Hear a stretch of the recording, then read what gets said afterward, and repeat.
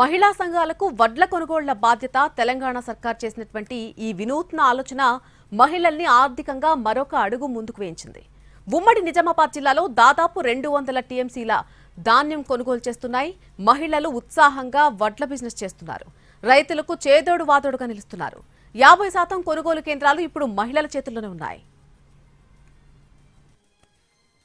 ఉమ్మడి నిజామాబాద్ జిల్లాలో యాసంగి వడ్ల కొనుగోలు బాధ్యతలు మహిళా సంఘాలకు అప్పగించింది ప్రభుత్వం. సుమారు 200 స్వయం సహాయక సంఘాల ద్వారా వడ్లు కొనుగోలు చేయించేలా ప్రణాళికలు సిద్ధం చేసింది.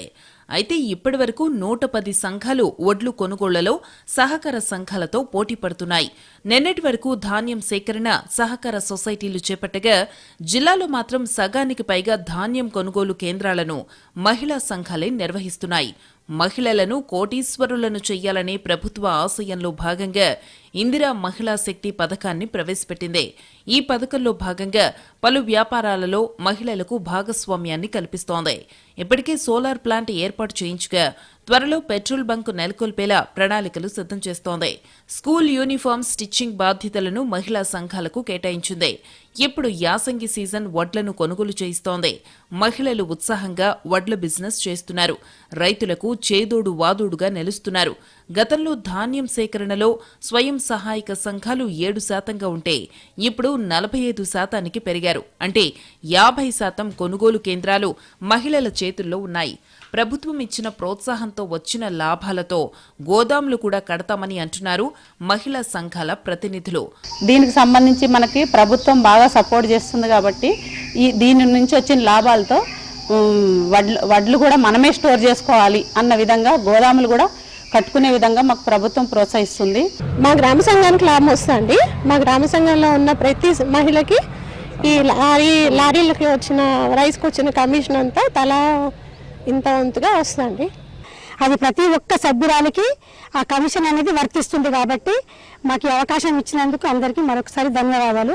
ఉమ్మడి నిజామాబాద్ జిల్లాలో మొత్తం 1160 కొనుగోలు కేంద్రాలు ఏర్పాటు చేయగా 514 కొనుగోలు సెంటర్లను మహిళా సంఘాలకు అప్పగించారు. యాసంగిలో 12 లక్షల మెట్రిక్ టన్నుల ధాన్యాన్ని సేకరించాలని లక్ష్యంగా పెట్టుకున్నారు. ఇప్పటికే 6 లక్షల మెట్రిక్ టన్నుల ప్యాడీ సేకరించారు. ఇందులో సుమారు 2.60 లక్షల మెట్రిక్ టన్నుల ధాన్యాన్ని మహిళా సంఘాలే కొనుగోలు చేయటం విశేషం.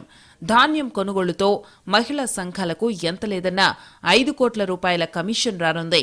గతంలో సహకార సంఘాలు ఎక్కువ శాతం ధాన్యాన్ని కొనుగోలు చేసేవి. ఇప్పుడు స్వయం సహాయక సంఘాలు సొసైటీ కేంద్రాలతో పోటీపడి మరీ కొనుగోళ్లు చేస్తున్నాయి.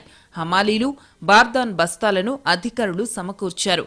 ట్యాబ్ ఎంట్రీపై శిక్షణనిచ్చారు. తేమ శాతాన్ని కొలుస్తూ ప్రభుత్వ నిబంధనల మేరకు ధాన్యాన్ని సేకరిస్తున్నారు.